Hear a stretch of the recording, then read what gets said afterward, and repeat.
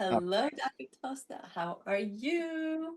Oh, it's Hi, good I'm to very see you again. well. I love this was like truly the perfect segue. I Segue. loved all the conversation about the light sensitivity and the headaches, and it's just going to be a seamless transition, I think, for continue the conversation. It's Yeah, we can fantastic. totally do that, right? Because it was, light sensitivity. The Erland Center is all about light and how it affects the body and vision and stuff. So I'll let you and Alma talk about that and inform our amazing audience what this is all about.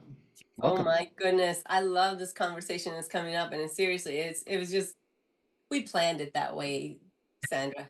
Or As you should, as you should. right? So right before we get into it, well, first of all, thank you so much for joining us and being part of the ADHD toolbox. My pleasure to be here. Thank you. So let's dive right in. But before, there's some people that may not know your work. So can you share a little bit about you and how you got into this and what you do? Oh my goodness. Okay. Well, my background is actually in educational psychology. My PhD is in that. I spent many decades working in research environments exclusively. And then about 15 years ago, transitioned into working with the Erland Institute. The Erland Institute works with individuals who have perceptual processing difficulties, which at their core, the root issue is the brain's inability to process light and visual stimuli effectively. And this can also relate to attentional challenges, which is why I'm here today, because there is a lot of overlap and a connection.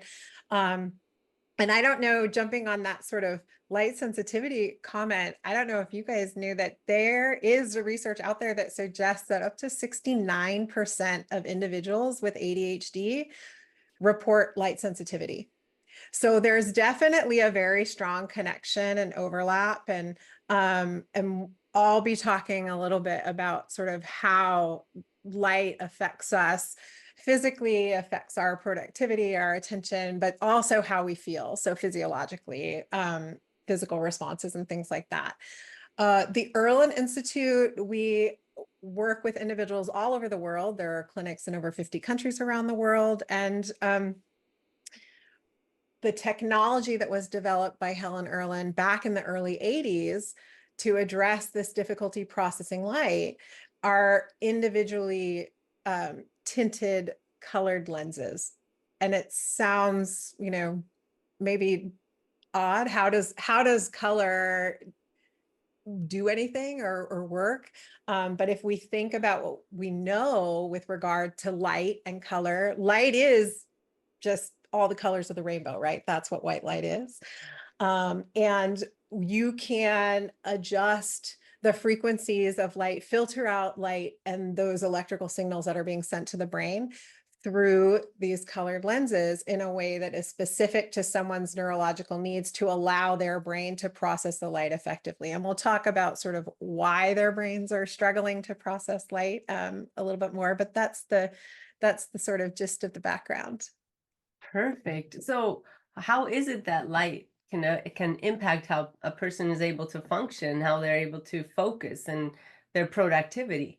Let's, Yeah. So, I mean, there's a lot of evidence that shows that light can have a really big impact on us as humans, right? It influences our circadian rhythms, our sleep, our moods, behavioral motivation. I mean, it can even influence and regulate activity in those reward and pain centers in the brain too. It does a lot. And different types of light can affect us differently. I think if we polled this group that's on here right now, how do you feel when you're in dim lighting versus how do you feel when you're out in the bright sunlight versus what about when you're in a conference room with those horrible artificial LEDs or fluorescent lights shining down on you? It affects you differently. You feel different in those different environments. It affects our brains differently in those different environments. And this really starts to make sense when you look at the color curves of different types of light.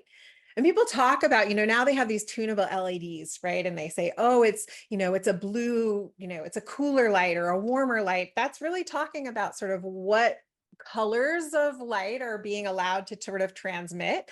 And daylight, if you look at that on a color curve, and when we talk about the color curve, it's this visual spectrum, which runs from 400 nanometers to 700 nanometers. 400 nanometers are those short wavelengths. Those are our violet and the blue light wavelengths.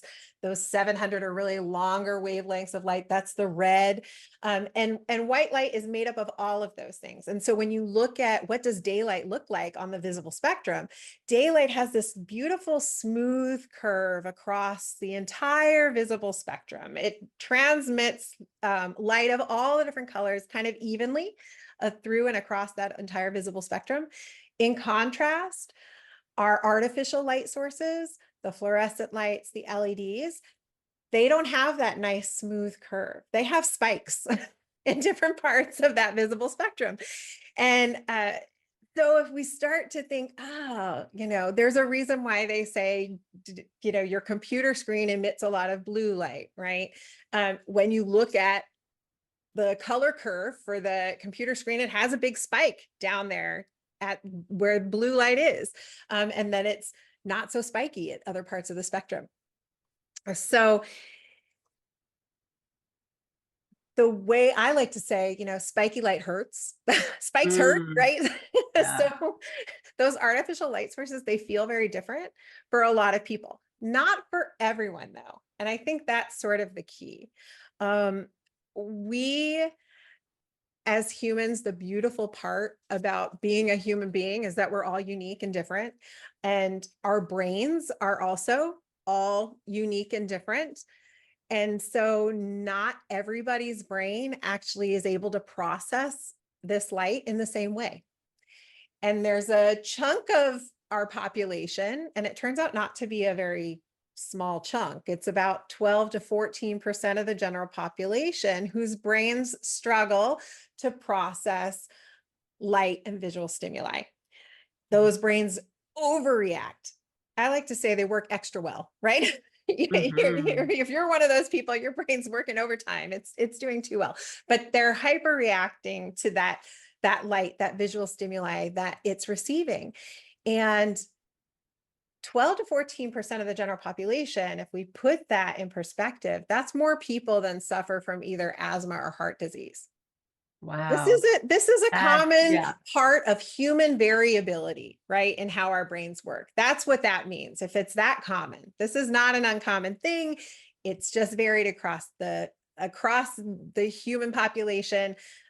Unfortunately for all of us, as society has progressed and moved, we have introduced environmental conditions that are more difficult for some people in our population to tolerate than other people.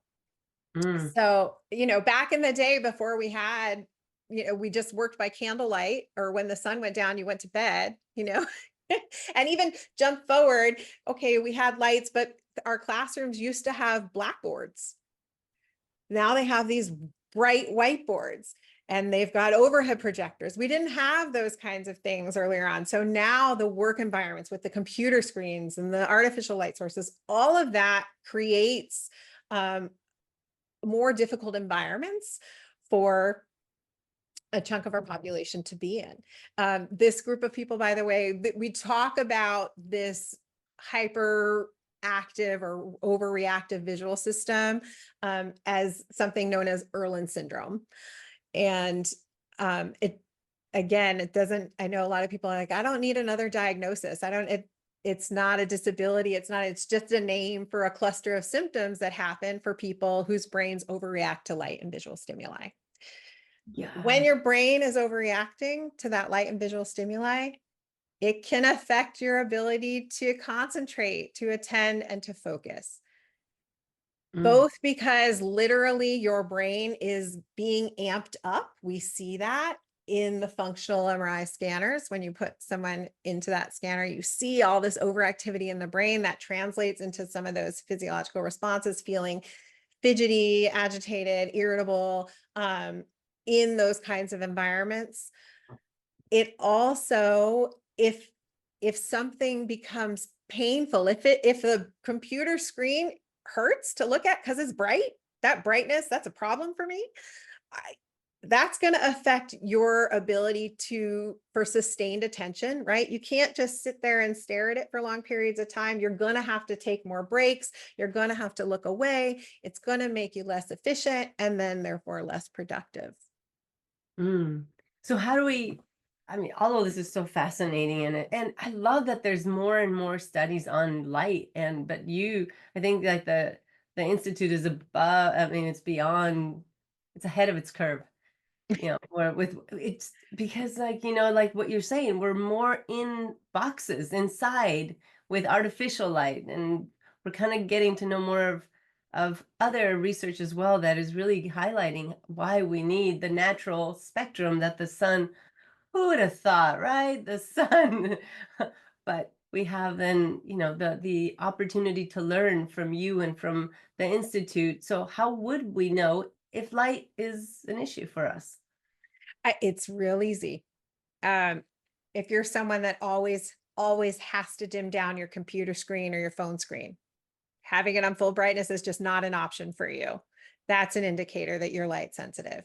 If you prefer turning off those fluorescent lights when you walk into your office or in a conference room, makes it more difficult to sit in the environment and concentrate and listen. We'll have people even say, like, it's harder for me to listen when I'm under fluorescent lights. Like, I have more difficulty trying to process the information that's coming into my brain. Part of that is because all of our areas of the brain are connected, and they do find that that color can affect how the different parts of the brain actually communicate with each other.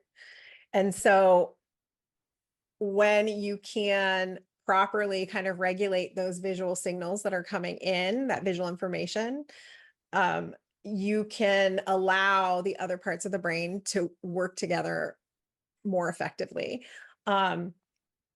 It's a really interesting concept. So if bright lights are a problem, headlights, driving at night, I mean, I would love to just like take a poll, hands up, Yeah. those headlights driving Yeah. at night, not just they're a little annoying, but like they are painful, blinding. I avoid driving at night because of them, that kind of scenario. You're light sensitive.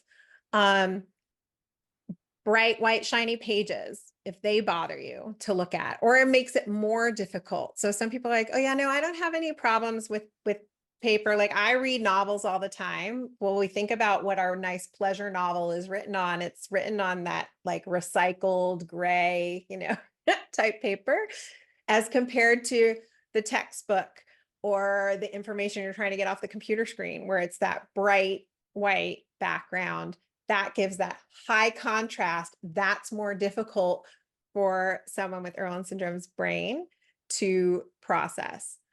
And it can create a variety of symptomology. So we're talking specifically about the attention and focus challenges that those kinds of environments can create, and this sort of overlap with ADHD. But in addition to attention challenges, someone with this condition can often suffer from regular headaches and migraines, especially that are triggered by light. So this would be the indicator for those of you that said, yeah, I have ADHD and I get tons of headaches.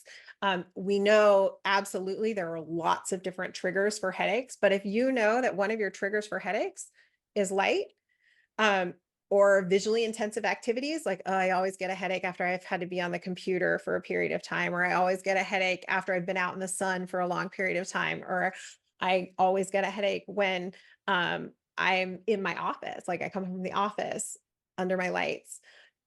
Those are indications that maybe the headaches that you're having in connection with your ADHD, they might actually be related to just your visual centers in the brain struggling to process light. There was a study that came out in 2023. Really interesting study. They looked at adults who had been medically diagnosed with ADHD and had also been assessed for and identified as having Irlen syndrome, or this overreactive visual system, this perceptual processing difficulty. And they gave those people, they gave half of the sample, they gave the intervention, which were these individualized colored lenses, and they had to figure out exactly what color is right for that specific brain. So there's over 100,000 possible color combinations. The colors are all different. It really just depends on the individual. It's like a 2-hour process to figure out what's the right color for someone. And by the way, when you figure out the right color for someone, they won't see color through the glasses. So it's not like, Simon Cowell now putting on his migraine glasses and like they're this bright orange. And if you put them up, the odds are everything's going to look kind of orange. It's not like that. It doesn't matter what color that person has on their face. White's going to still look white. Colors will look normal and true. It's the right color for their brain. It's just balancing out those visual signals, and it's allowing them to come into the brain and be processed properly. There was a point to this story that I the research and how. Oh, right. So yeah. thank you. They gave half of the sample these individualized colored lenses to address their Irlen syndrome, their light sensitivity. And they found that half of these individuals who had ADHD and the Irlen syndrome, when the Irlen syndrome was addressed with the color filters, they no longer qualified for the ADHD diagnosis, that their attention challenges were actually simply a result of that light sensitivity and that visual processing problem, and not necessarily a true ADHD challenge. And then obviously you had half of the sample that really still was having attention challenges, even though there are other symptoms of their perceptual processing problems were being addressed, any visual disturbances that they were having, or any physical symptomologies, eye strain, headaches, pain, fatigue, all kinds of laundry list of other things. But that's a lot to half of this adult sample with ADHD no longer qualified for that ADHD diagnosis. That's if they were amazing. also light sensitive, and then you addressed that light sensitivity. That is absolutely amazing. And it just kind of goes again to underscore how we are so different from each other. And so we need to really there's got to be a way that we can figure out what is it that's going to work for me, and not that everything is going to work for everyone. So I like that study a lot. A lot. And the nice thing is with the light sensitivity with Irlen syndrome, it's a really quick and easy thing to figure out. Like, is light contributing to part of my problems? It's a very simple, in fact, I think it's actually the free gift. You're going to put the link up at the end, but a simple pre-screening self-test is actually really great at flagging and identifying people who potentially light and perceptual processing challenges are contributing to their problems, and that color could be a potential solution. So it's nice. You can find, right away.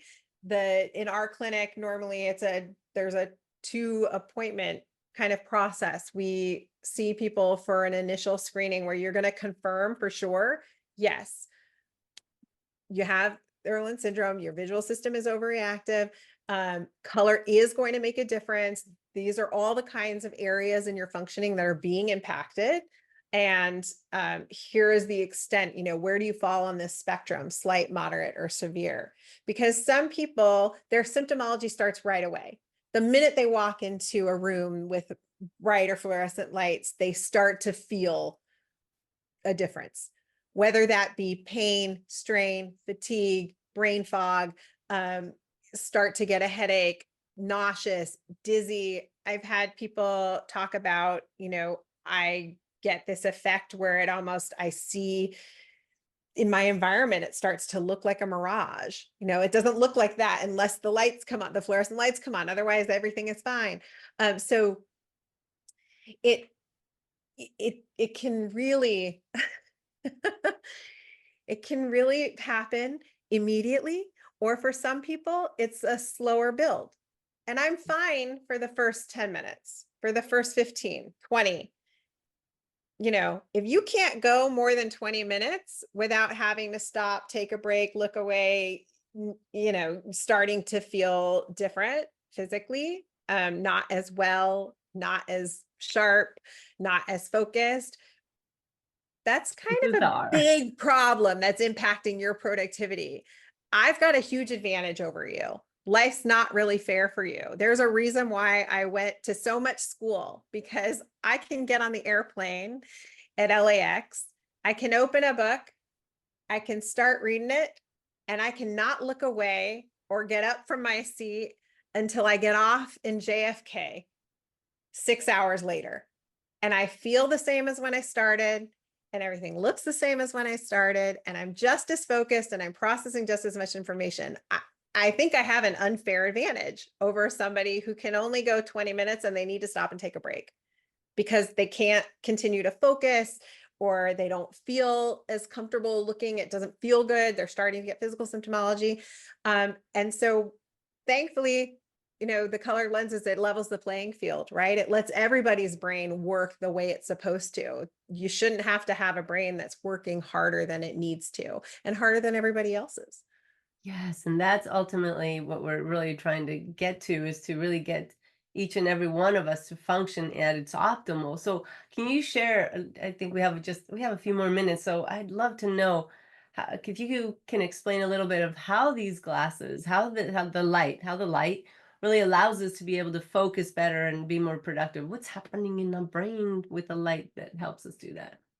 Such a good question. Well, as with so many things in the brain, It's never a clear still, and blank. it's never clear, right? There are still a lot of questions. The biggest question, I think, with all of these conditions is the causes. We don't know what causes it, but we know it's there.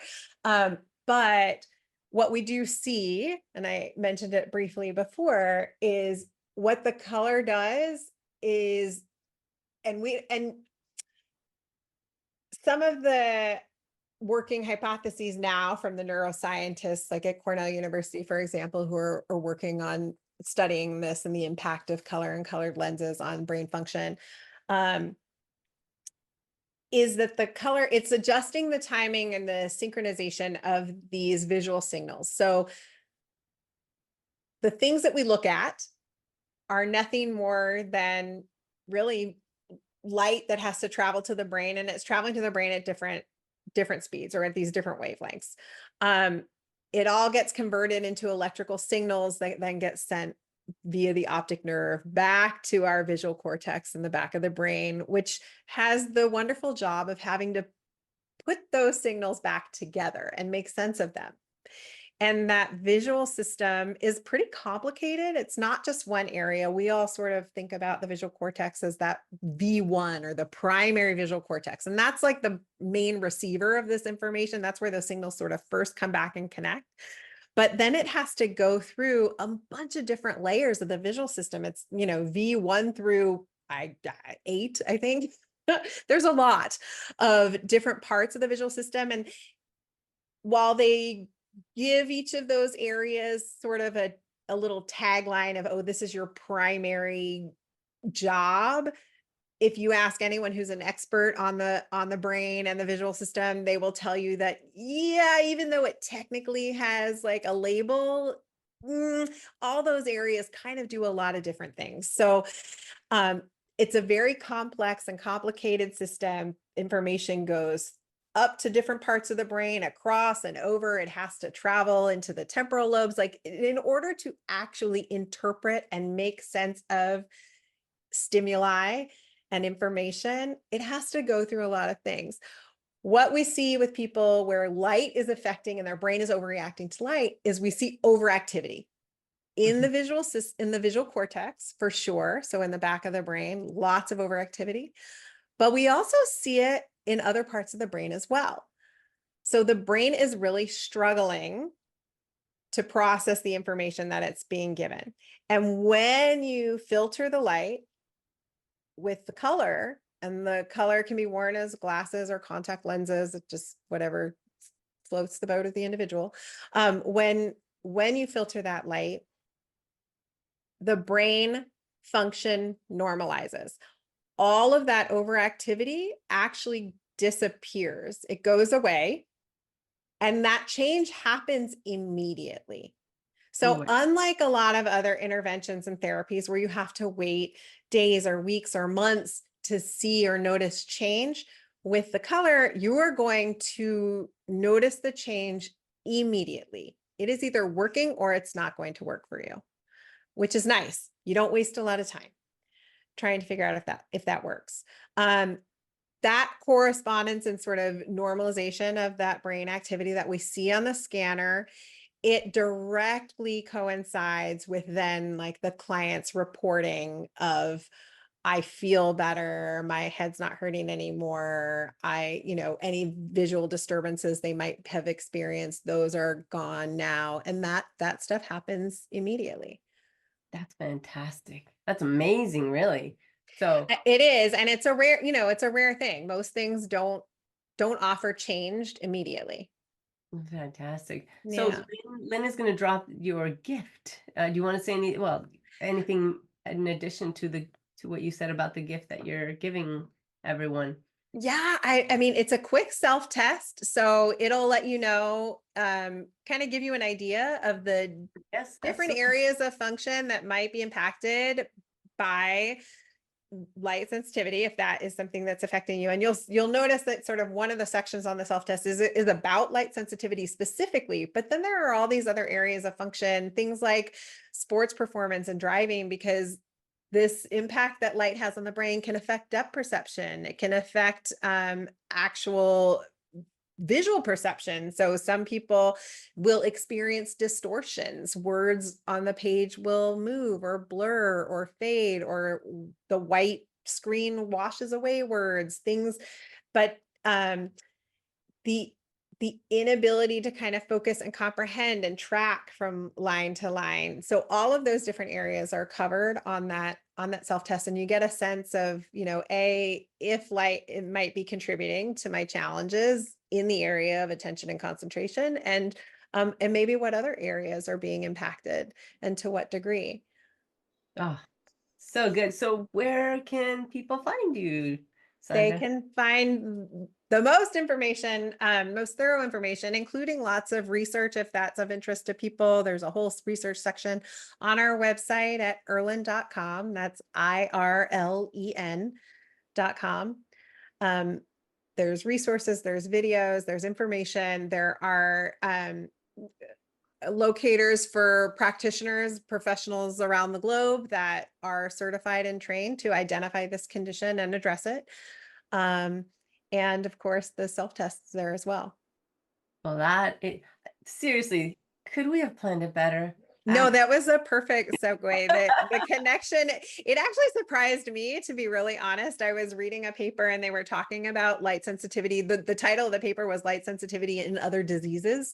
They said diseases, but it ended up listing a whole bunch of conditions ranging from like chronic fatigue syndrome and anxiety and ADHD and, obviously photosensitive epilepsy, where we would expect, light sensitivity as part of the criteria for diagnosis. But the prevalence of light sensitivity across all of these different kinds of conditions. And these are a bunch of different conditions where we see individuals coming into the clinic and that we can help. And sometimes people think, well, how could color help with all of these different things? It's not. It's helping with that core underlying component, the inability of the brain to process light effectively. Oh, that is so amazing. Thank you so much for taking the time and sharing this beautiful information that for some can make a massive difference. I have one more question. Yeah. What made you smile today?